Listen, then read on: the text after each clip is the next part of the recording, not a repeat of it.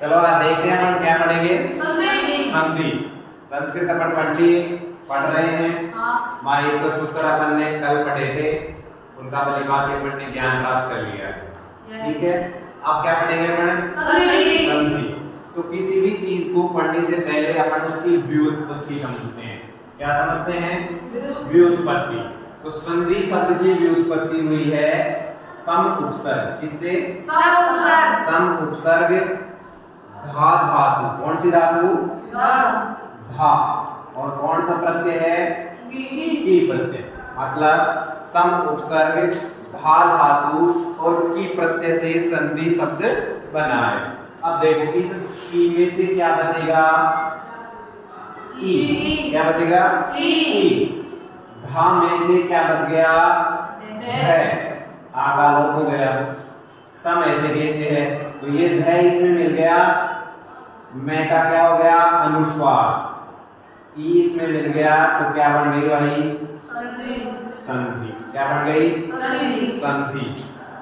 ठीक है, अब देखो संधि हो गई। संधि की अब क्या देखेंगे अपन? परिभाषा। क्या देखेंगे? परिभाषा। तो परिभाषा है पर है सन्निकर्ष है संहिता। पर है सन्निकर्ष है संहिता। इस संहिता को ही क्या कहते हैं? संधि। अर्थात संस्कृत में संधि को क्या कहते हैं? संहिता। क्या कहते हैं? संहिता। क्लियर? अब देखो पर है का मतलब दूर दूर। पर है का मतलब क्या हो गया? दूर दूर। सन्निकर्ष मतलब दूर दूर को क्या कर दिया? निकट कर दिया। उसको ही क्या कह दिया अपन ने? समझ में आ गई बात? सीधी सी कॉमन सी बात है, दूर दूर को पास में लाना क्या होता है? संधि होता है, संहिता होता है। अब हिंदी की तहत अपन पढ़ेंगे तो क्या हो जाएगा? दो या दो से अधिक वर्णों के क्या हो जाएगा? दो या दो से अधिक वर्णों के मेल से उत्पन्न विकार। क्या चीज है? विकार। उत्पन्न विकार को संधि कहते हैं। ये हिंदी के तहत अपनी क्या हो गई? परिभाषा हो गई। दो या दो से अधिक वर्ण, मतलब प्लस के चिन्ह के पहले कोई वर्ण होगा और बाद में भी कोई वर्ण होगा, और उन वर्ण के मेल से जो विकार हो जाएगा, मतलब वर्ण विकार का मतलब क्या होता है? परिवर्तन। विकार का मतलब क्या हो गया भाई? परिवर्तन। उसको क्या कहते हैं? अपन संधि कहते हैं। मतलब जब दो या दो से अधिक वर्णों को जोड़ते हैं, संयोग करते हैं और उनमें कुछ विकार उत्पन्न हो जाता है, उसको क्या कह दिया अपन ने? संधि कहते हैं। समझ में आ गई बात? कोई दिक्कत है यहाँ तक? नहीं। अब बात करते हैं संधि के कितने भेद होते हैं। तो संधि के कुछ विद्वान या कई जगह 5 भेद भी बता देते हैं संस्कृत में, और 3 भेद भी बता देते हैं। मैं दोनों तरीके से बता रहा हूँ। सबसे पहला है अच संधि। कौन सी संधि? अच संधि। अब मैंने बताया था अच को हिंदी में क्या कहते हैं? स्वर। क्या कहते हैं भाई? स्वर। क्यों कहते हैं? माहेश्वर सूत्र पढ़ाता है ए ई ओण री ऋग ए ओंग आई औच, ऐसे लेकर च तक सारे के आगे स्वर आ गए। सारे के आगे स्वर। तो सारे स्वर आगे, इसका मतलब अच को क्या कहते हैं हिंदी में? स्वर। इसके बाद में दूसरी संधि आती है हल संधि। कौन सी संधि? हल संधि। हल संधि को हिंदी में क्या कहते हैं?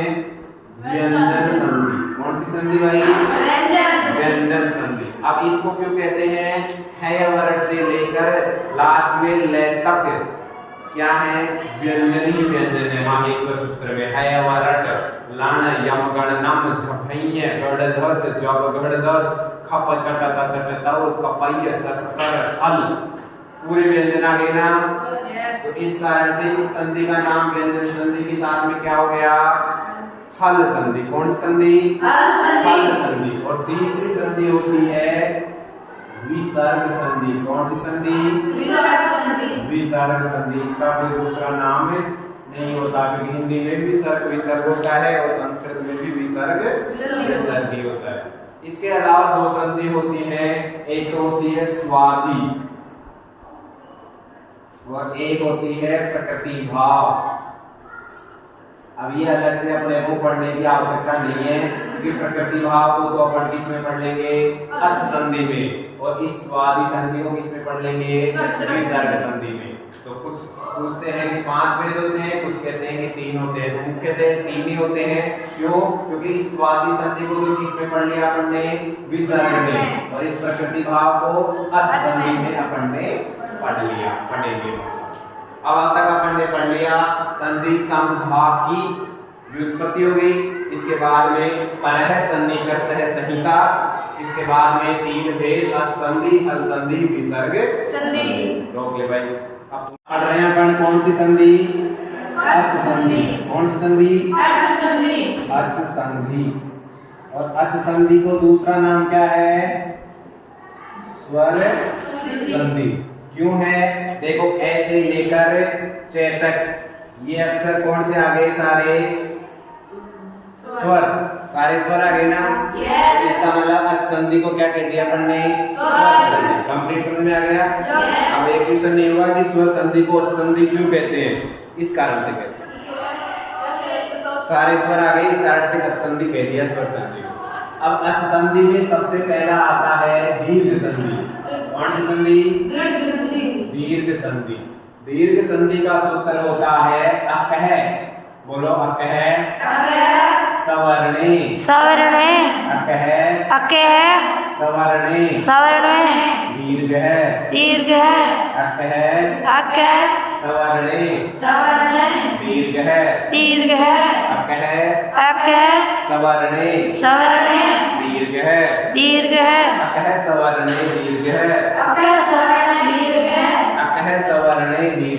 अकह सवर्णे। दीर्घ। समझे आप? देखो सूत्र है, इसी सूत्र में आपको पूरा नियम समझ में आ जाएगा। दीर्घ संधि का नियम क्या है, दीर्घ संधि क्या करना चाहती है, क्या कहना चाहती है, सब कुछ समझ में आ जाएगा। ठीक है, तो देखो अक, पहला अक्षर क्या है? अक। तो ऐसे लेकर कै तक। तो देखो ए ई उ ण री ऋग क्या आ गया? क्या? ऐसे लेकर कै अक्षर। अब ऐसे लेकर क्या हो गया? ए ई उ अणे तो लेना नहीं, लास्ट का अक्षर पहले बताया था ना। इसके बाद में री और री। ठीक है, तो ये तो क्या हो गए? अक हो गए। क्या हो गए भाई? अक। अक है सवर्णे दीर्घ। तो अक हो गए क्या? ये ए ई उ री। आ गए अक्षर। अक कहां से आया? दिख गया? क्लियर? अब आता है दूसरा अक्षर। दूसरा कौन सा आ गया भाई? सवर्णे। इसका अर्थ क्या हो गया? सह यानी साथ में, वर्ण यानी वर्ण, मतलब इसके साथ के वर्ण। इसके किसके? इनके साथ के। इनके साथ के वर्ण कौन से हो गए? इधर ए है तो इधर भी क्या हो गया? ए। इधर भी क्या आ गया? ई। इधर उ री और री। अब ध्यान देने की बात यह है कि इसी ऐसे क्या भी आ जाएगा? आ बड़ा भी। इस ई से क्या आ जाएगा? बड़ी। इस उ से बड़ा उ। इस री से बड़ी री। और इस री से नहीं, इसमें री नहीं होती है बड़ी। क्या नहीं होती है भाई? बड़ी नहीं होती है। री बड़ी नहीं होती है। अब ऐसे ही इधर भी आ गए क्या? आ गए ना? तो अब देखो इधर ए या आ में से कोई भी हो और इधर भी क्या होगा? फिर ए या आ में से ही कोई सा होगा। ठीक है, इधर ई या ई में से कोई सा होगा तो इधर भी ई या ई में से कोई सा होगा। इधर उ या उ में से कोई सा होगा तो इधर भी उ या उ में से कोई सा होगा। इधर री या री में से कोई सा होगा तो इधर भी री या री में से कोई सा होगा। इधर री एक ही है तो री या इधर भी री। समझ में आ गया? सहवर्ण का समझ में आ गया? मतलब दोनों तरफ समान वर्ण, दोनों तरफ कौन से वर्ण है? समान वर्ण। ऐसी स्थिति होने पर अब तीसरा अक्षर समझते हैं। तीसरा अक्षर क्या है? दीर्घ है। क्या अक्षर है? दीर्घ है। दीर्घ है का मतलब है ऐसी स्थिति होने पर जो दीर्घ वाला रूप है, दीर्घ वाला कौन सा है? ये दीर्घ है ना, तो ये वाला रूप आदेश हो जाएगा। ये समझ में आ गई बात? मतलब इन दोनों को मिलाएंगे तो कौन सा बड़ा हो जाएगा? दीर्घ बड़ा हो जाएगा। क्लियर? तो अब जैसे ए और ए को मिलाया तो कौन सा हो गया? दोनों को मिलाकर आ। इस बाद में अरे बाद में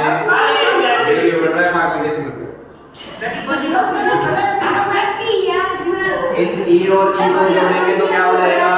ई। ऊ और ऊ को क्या कर दिया तो क्या हो जाएगा? बड़ा ऊ। री और री को कर देंगे तो क्या हो जाएगा? बड़ा री। और री को करेंगे तो एक ही रहेगा ना, तो ये हो गया री। समझ में आ गई बात?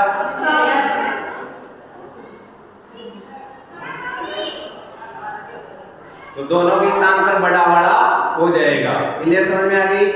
यहाँ तक कोई दिक्कत नहीं है। अब देखेंगे अपन एक उदाहरण, एक या दो, फिर आपको और भी अच्छे से समझ में आ जाएगा। तो जैसे लिख दिया अपन ने गणेश धन आलय। इसको धन भी बोल सकते हैं, योजक चिन्ह भी बोल सकते हैं, प्लस भी बोल सकते हैं। गणेश प्लस आलय। अब देखो यहाँ देखने वाली बात ये है कि इस अक्षर के जो पहले और इस अक्षर के लास्ट में, इस शब्द के लास्ट में क्या है वो देखना है। तो इसके पहले तो क्या है भाई? आ। और इसके लास्ट में क्या है? से नहीं है। बस यही तो बस मात खा जाते हो। यहाँ पर लास्ट में क्या है? ए। क्यों है? क्योंकि अगर आधा नहीं है ना तो ए उसमें मिला हुआ होता है। कोई भी अक्षर हो जैसे कै, तो इस कै में अगर ये ऐसे नहीं है ना तो इसका मतलब है कि इसमें ए मिला हुआ है। तो मतलब अगर कोई अक्षर, कोई वर्ण आधा नहीं है तो सीधी सी बात है उसमें कोई स्वर मिला हुआ है। और अक्षर तो आपको दिख जाएंगे, जैसे की है तो चिन्ह दिखेगा, की बड़ी है, क्री, के, कई, को, कुछ भी होगा तो वो तो दिखेगा आपको। लेकिन दिखेगा क्या नहीं भाई? ए नहीं दिखेगा। क्या नहीं दिखेगा? ए क्या इसमें अंदर ही रहता है जैसे इसमें है। समझ में आ गई बात? अब देखो नियम उठाओ। प्लस के चिन्ह के पहले क्या है? ए। प्लस के चिन्ह के बाद में क्या है? आ। अब दोनों समान वर्ण है। क्या समान है ना? इधर ए या आ में से कोई होना चाहिए तो इधर भी ए या आ में से ही कोई होना चाहिए। तो दोनों बात सही है। रूल्स लग गया। तो रूल्स लग गया तो दोनों के स्थान पर क्या हो गया भाई? आ। क्या हो गया? आ। तो अब क्या बढ़ गया? गणेश से आधा रह गया। ठीक है। आ यहाँ पर आ गया। लास्ट में क्या आ गया? लय। क्या आ गया भाई? लय। ठीक है। अब ये से में मिला तो क्या बन गया? सा। लास्ट में लय लग गया तो क्या बन गया? लय। और ये इधर क्या था? गणे। तो क्या बन गया भाई? गणेशालय। समझ में आया भाई? कोई दिक्कत है इसमें समझने में? नहीं है ना? एक और उदाहरण ले। उदाहरण ले लिया अपन ने राम प्लस अयन। क्या ले लिया? अयन। अब देखो इसके लास्ट में क्या दिख रहा है? ए। क्या दिख रहा है? ए। इस साइड में क्या दिख रहा है प्रारंभ में? ए। दोनों के स्थान पर दीर्घ क्या हो गया? आ। अब देखो राम मैं आधा रह गया ना मैं, इस ये ए तो यहाँ निकल गया था तो मैं आधा रह गया। अब दोनों के स्थान पर क्या आदेश हो गया? आ। और लास्ट में क्या आ गया? यन। क्या क्या आ गया यन। तो ये आ इसमें मिल गया तो क्या बन गया माँ। ये किस में मिलता है इधर मिलता है और ये क्या बन गया माँ। लास्ट में क्या आ गया यन और ये इधर क्या आ गया राम। क्या बन गया रामायण। अब जब भी न से पहले रे और से हो तो फिर इस ने को क्या हो जाता है अणे हो जाता है रे और से होने पर। तो क्या बन गया भाई रामायण। समझ में आया कि नहीं आया। आया बखूबी। ठीक है इसको लिखो फिर देखते हैं। रोक दो। देखो उदाहरण देख रहे हैं अपन गुण प्लस आदेश। बताओ इस शब्द के प्रारंभ में क्या दिख रहा है क्या दिख रहा है इस साइड के अंत में क्या दिख रहा है दोनों के स्थान पर बदलाव थोड़ा धीरे। दोनों के स्थान पर क्या हो गया क्लियर। अब क्या हो गया यहाँ पर क्या बच गया नया हो गया ना आ गया। यहाँ पर क्या बच गया आई इसमें मिला तो क्या बन गया ना। लास्ट में देश लगा दिया नादेश और इसको गुणादेश।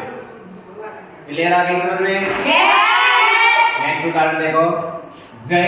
लास्ट में क्या दिख रहा है प्रारंभ में क्या दिख रहा है दोनों के स्थान पर ये क्या रह गया यहाँ आ गया। लास्ट में आ इसमें मिल गया तो या देश जय आ गया तो क्या बन गया जयादेश। ये क्या आ रहा है विद्या। लास्ट में क्या आ रहा है पहले क्या आ रहा है दोनों के स्थान पर बच गया क्या इसको अपन ऐसे भी लिख सकते हैं। ये आ गया लास्ट में लय। अब ये आ इसमें मिला तो क्या बन गया द्या लय और भी यहाँ पे आ गया तो क्या बन गया विद्यालय। यहाँ पर क्या आ रहा है लास्ट में क्या आ रहा है पहले क्या आ रहा है दोनों के स्थान पर बच गया क्या रम। ये आ गया लास्ट में क्या आ गया आई इसमें बना तो क्या बन गया रामा। क्लियर। लास्ट में क्या आ रहा है प्रारंभ में क्या आ रहा है दोनों के स्थान पर बच गया क्या आ गया क्या लास्ट में मिलाए तो श्री सह श्री जरूरी है। अब यहाँ पर क्या दिख रहा है लास्ट में ऊ और ऊ दोनों के स्थान पर अब क्या बच गया वो आ गया प्रदेश। ये इसमें मिला तो क्या बन गया गुरुपदेश। इसी तरीके से उदाहरण करो तो आराम से आ जाएगा। यहाँ पर क्या आ गया ऊ। यहाँ पर क्या आ गया दोनों के स्थान पर बड़ा बच गया क्या वध ऊ सा है। अब ये इसमें मिल गया तो क्या बन गया वधु सा है। बड़ा ऊ मिल गया बस और कुछ भी है नहीं इसमें। यहाँ पर क्या आ रहा है बड़ी इधर छोटी दोनों के स्थान पर भी बड़ी बन गया क्या प्लस ई इसमें मिल गया तो ई पूरा बड़ा ये इधर आ गया लास्ट में द्र यतीन्द्र। ठीक है इसको थोड़ा सा ध्यान से देखो। लास्ट में क्या आ रहा है छोटा प्रारंभ में क्या आ रहा है बड़ाली ऐसे लिखते हैं ध्यान रखना बड़ाली ये लिखेंगे छोटा लिखेंगे ऐसे यहाँ पर और ऐसे लिखते हैं तो छोटा ये और बड़ा ये इस चीज को अलग से लिख सकते हैं। अब ये आ गया तो यहाँ पर क्या आ गया दोनों के स्थान पर बड़ा कैसे हो गया ये। अब बच गया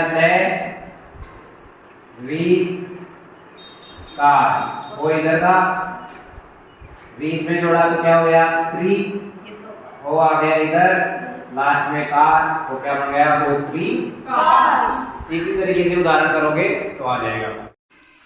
चलो देखो, आज अपन पढ़ रहे हैं यण संधि। कौन सी संधि? यण संधि।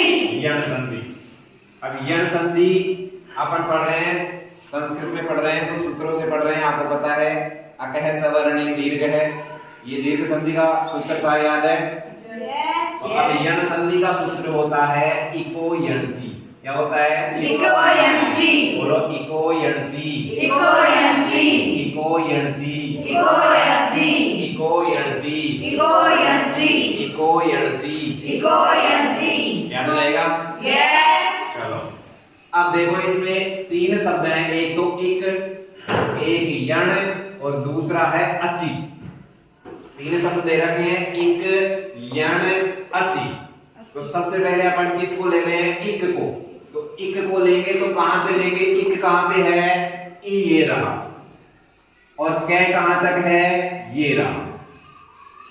यहां से लेकर के यहां तक के जो वर्ण हैं वो यहां पर आ जाएंगे। आपको पहले बताया था जो इत संज्ञक वर्ण है लास्ट वाला वो तो आएगा नहीं, बाकी सारे आ जाएंगे।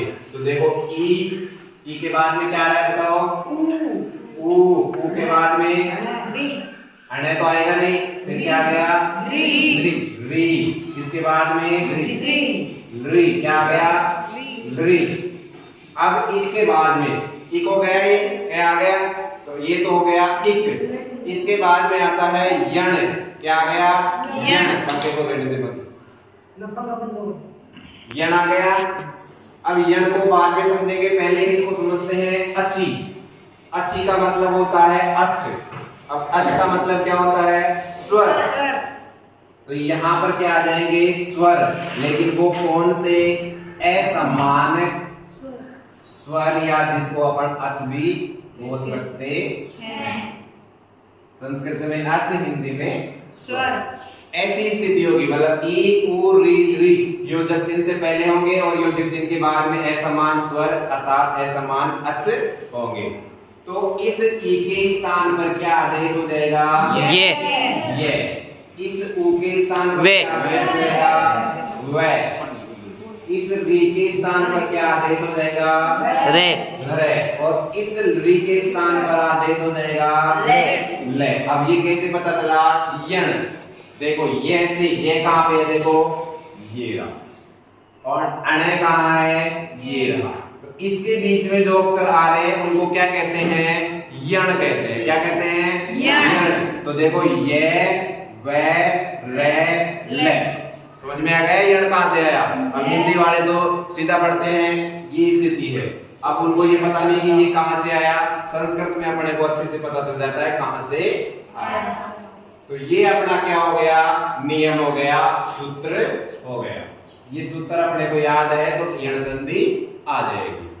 अब चलते हैं अपन उदाहरण की ओर। तो उदाहरण है अपना इति प्लस आदि। उदाहरण आ गया। अब देखो प्लस के चिन्ह के पहले क्या दिख रहा है? ई। क्या दिख रहा है? ई। प्लस के चिन्ह के बाद में असमान स्वर आ, मतलब असमान स्वर है। तो अब ऐसी स्थिति होने पर इस ई के स्थान पर क्या आदेश हो गया? ये। सही। तो अब बच गया क्या? ई ते। ये आदेश हो गया, तो ये यहाँ आ गया और लास्ट में क्या बच गया? आदि। अब इस आ को इसमें जोड़ा तो क्या हो गया? या। और ये द इसमें यादि। और इस तय को यहाँ लगा देंगे तो क्या हो गया? इत्यादि। और अब इस ई को यहाँ लिए तो क्या हो गया रे? इत्यादि। कोई दिक्कत इसको समझने में? नहीं। चलो और उदाहरण देखते हैं। गुरु प्लस आज्ञा।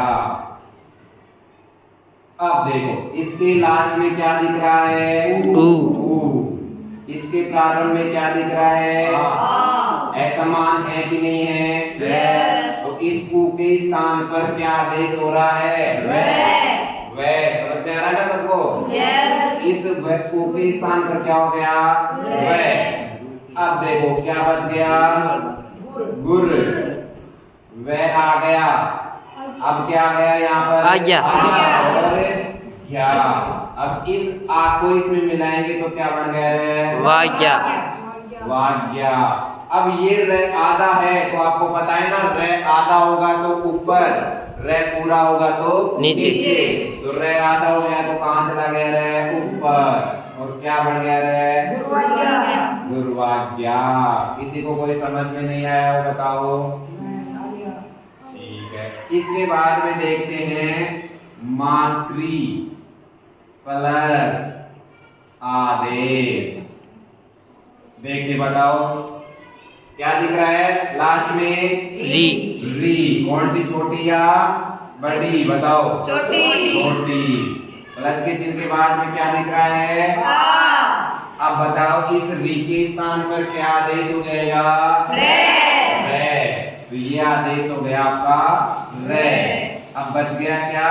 माँ तयादा, रे आदेश हुआ था वो आ गया, और लास्ट में क्या आ गया? आदेश। सही। अब ये इसमें मिल गया तो क्या बन गया? रादेश। तयादा रह गया, ये आ गया। अब देखो आपको पता है ते रे मिलकर क्या बन जाते हैं? त्रे। ते रे ए होगा तो त्रे हो जाएगा, आ होगा तो क्या हो गया? त्रा हो गया। तो अब ये ते रे आई है ना, तो इसका मतलब ये क्या बन गया? त्रा। सही। तो अब त्रा लास्ट में क्या था? देश, तो क्या बन गया? त्रादेश। और ये माँ इसमें आ गया तो माता का आदेश। कोई दिक्कत यहाँ तक? नहीं। चलो एक उदाहरण और देखते हैं लृ का। तो लृ में आ गया अपने गमलृ प्लस आदेश। लास्ट में क्या दिख रहा है भाई? लृ। बाद में क्या दिख रहा है? आ। इस लृ के स्थान पर क्या हो गया? ले। बच गया क्या? गम। लास्ट में क्या बच गया? आदेश। अब ये आ किसमें मिल गया? ले में। तो क्या बन गया? लादेश। और अब मैं गम इसमें आ गया तो गमलादेश। आगे बात समझ में? अगर इसकी जगह लृ प्लस आदेश होता तो भी क्या बन जाता? लादेश। क्या बन जाता भाई? लादेश। कोई दिक्कत यहाँ तक? नहीं। समझ में आ गया?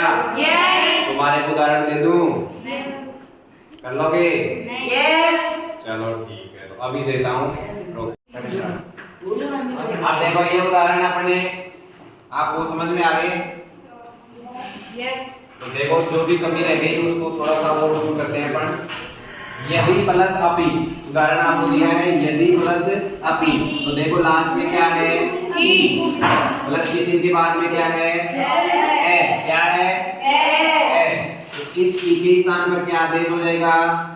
ये। सही। अब क्या बच गया यहाँ पर? यद। फिर ये आ गया ये, और लास्ट में क्या बच गया? अपि। सही। अब ए इसमें मिला तो क्या बन गया? यपि।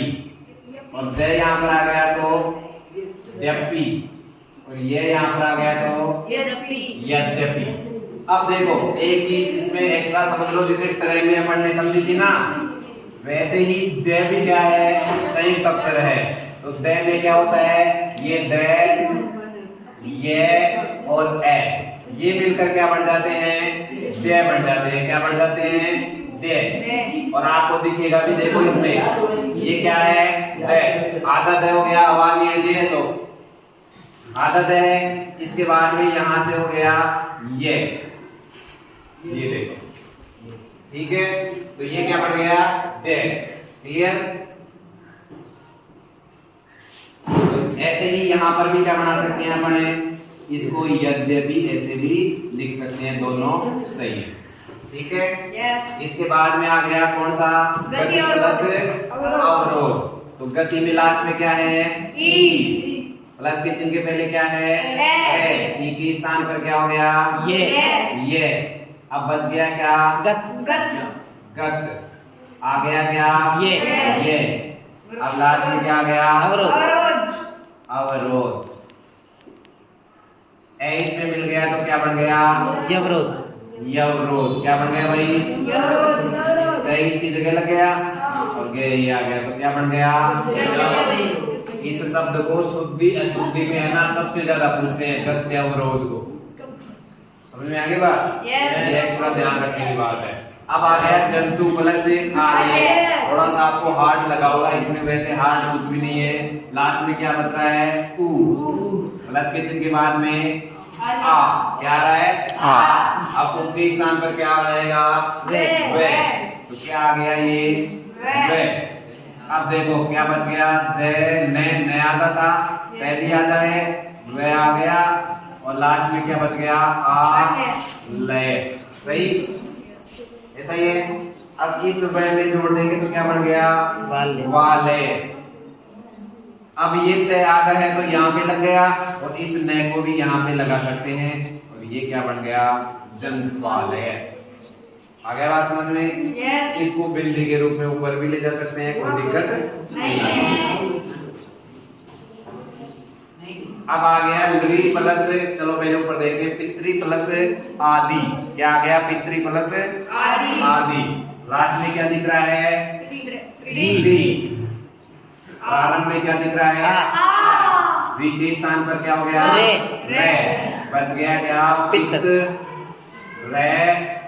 और अब बच गया क्या? आदि। अब तय और रे को बताया था मैंने अभी, यहाँ पर तय रे और आ मिलकर क्या बन गए? त्रादि। और ये बन गया पित्रादि। पित्रादि। अब देखो लृ है तो लृ का पहले चिन्ह में प्लस के चिन्ह के पहले क्या है? लृ। और ये क्या है? ए। अब देखो यहाँ पर विशेष ध्यान रखना, ये री नहीं है, आप क्या कर लोगे? इसको लृ कर लोगे। तो ये लृ अलग से है, ध्यान रखना है। यहाँ पर इसको कई ऐसे समझ लेते हैं कि री है लेकिन नीचे री लग रही है, तो ये लृ अलग से ही वर्ण है संस्कृत में। ठीक है? तो अब इस लृ के स्थान पर क्या आदेश हो गया? ले। गैस करी तो अब गैस क्या के बच गया लास्ट में? हेलो कौन वो ये बच गया क्या? ए का ए इसमें मिल गया तो क्या बन गया? लका। कोई दिक्कत यहाँ तक? नहीं। अब ऐसा ही एक उदाहरण और देख लो, लृ प्लस अनुबंध। कौन सा आ गया? लृ प्लस अनुबंध। लृ के स्थान पर क्या आ गया? ले। और आगे क्या बच गया? अनुबंध। ए इसमें बन गया तो क्या बन गया है? लनु बंध। कोई दिक्कत है यहाँ तक? नहीं। अब आराम से आपको मैं और उदाहरण दूंगा, उसको आपको घर से करके लाना है। कर ले भाई।